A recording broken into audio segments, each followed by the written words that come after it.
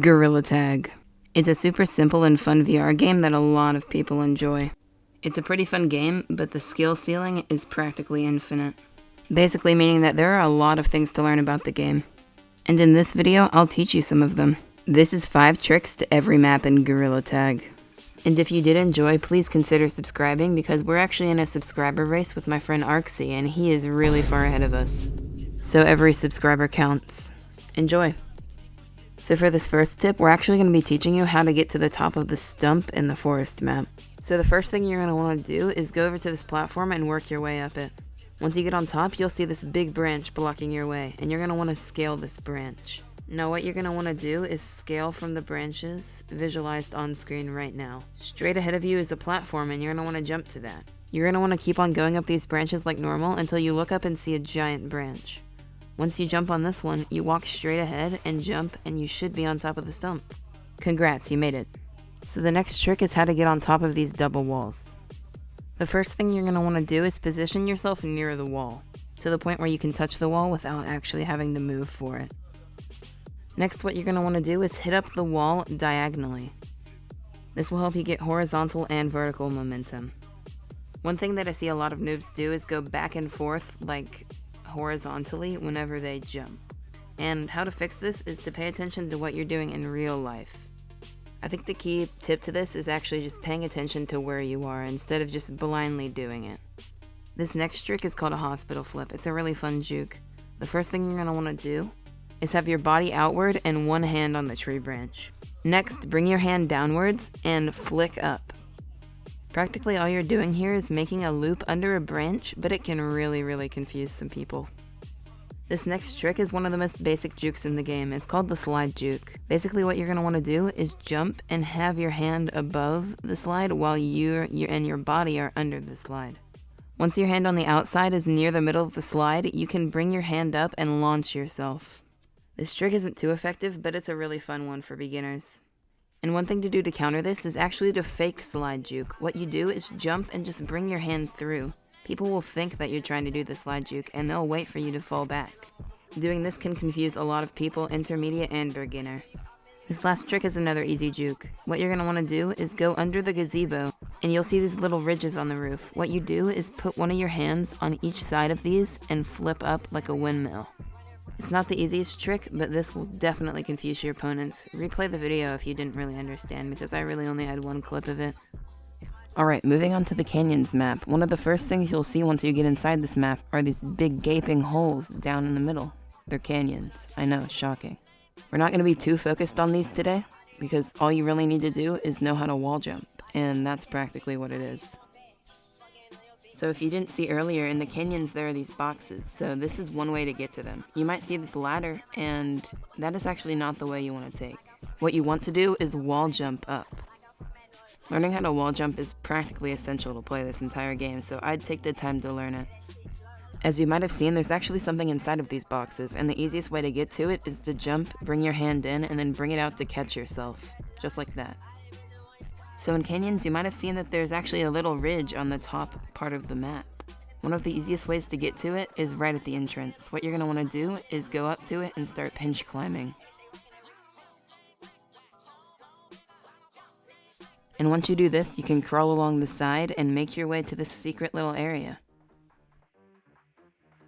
Another easy way to do this is actually just to wall run along the side. Wall running is pretty hard, so I'd learn to do it instead of just trying this. And we'll learn how to wall run later in the video too. Now one more fun trick here is actually this hiding spot that you can find in between crates. If you go up here and crawl your way through here, it's actually a very good hiding spot for hide and seek and just hiding from the lava monkeys. And one last thing is that it is literally a necessity to know how to wall jump, so if you don't know how to wall jump, I'll leave the timestamp for the bit earlier. And now we're on to the caves map. Now the caves map is not one I actually played too much, so if you have any tips, please leave them in the comments.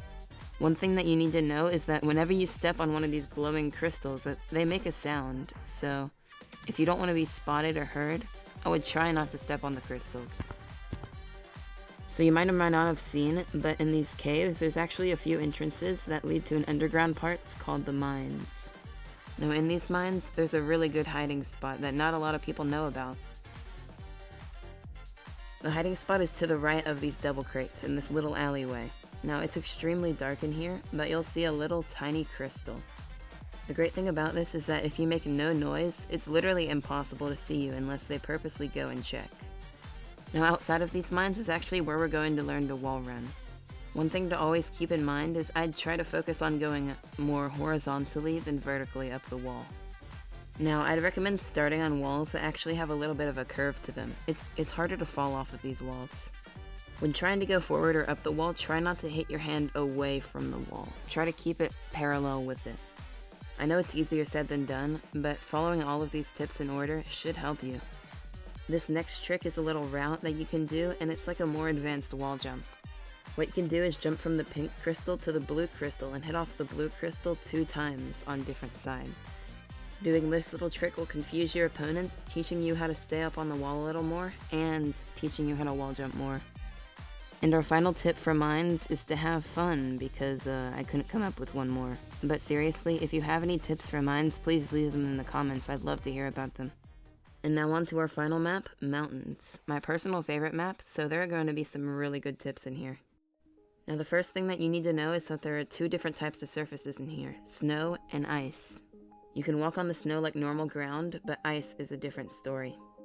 For ice, what you can do is actually tilt your wrists in different directions to steer yourself on the ice. So if you see I tilt my wrist to the left, it goes to the left. If I tilt it to the right, it goes to the right. This tip is literally essential for getting around in the mountains, so be aware of it. Now the first thing you'll see once you get into the mountains map is this big twirly thing, which is actually the entrance to the main slides of the map. Now you may think to crawl it up like normal, but that's not actually the most efficient way. There's actually a pole right next to it that you can pinch climb up.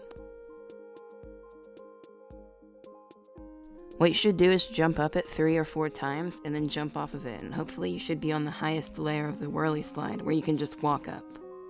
And now that we're on top to the entrance of the slides, let's actually go inside a slide. Now it's pretty dark in here, but you'll see these occasional openings. And there are 2 different slides, so once you start going in a 360, you can jump and make it to the secret tunnel / top slide. Now one more tip while we're going through this slide, I would not recommend going through these normally, because while you're going through them, someone could just wait at the exit and tag you. Now upon exiting the slide, you'll be greeted with a big ramp that you have to climb up. Now this is probably the most annoying part of the map, but there's even a trick to make this less annoying. About halfway up, you'll see this medium-sized ramp, and jumping onto it and then jumping straight off of it will bring you up into a higher platform. Doing this, it's a lot easier to escape your enemies and run away faster. Now on to the most controversial part of the mountains map, wall surfing. Now you might find some people in mountains lobbies saying that wall surfing is patched and you can't even do it anymore, but that is completely false. So starting from scratch, you know how we tilted our wrists earlier to steer on the ice? What you do for wall surfing is tilt your hand up and then it will bring you up on the slanted wall. And whenever you're in a lobby with someone saying that wall surfing is patched, whenever you start doing this, they'll be so shocked. Now the key to wall surfing is having momentum, because if you have no momentum, you won't be able to go forward or up. And now on to our last trick of the video. This one is where you put your hand on 2 slippery surfaces and hit one sideways and the other down. This will launch you diagonally, which can be used to escape a lot of people. There are so many spots in mountains that you can do this, making it one of the most useful tricks. And hey, if you did enjoy, please make sure to smash like and subscribe. You know, everyone says it, but there's a reason for that, you know? And with that, I'll see you later.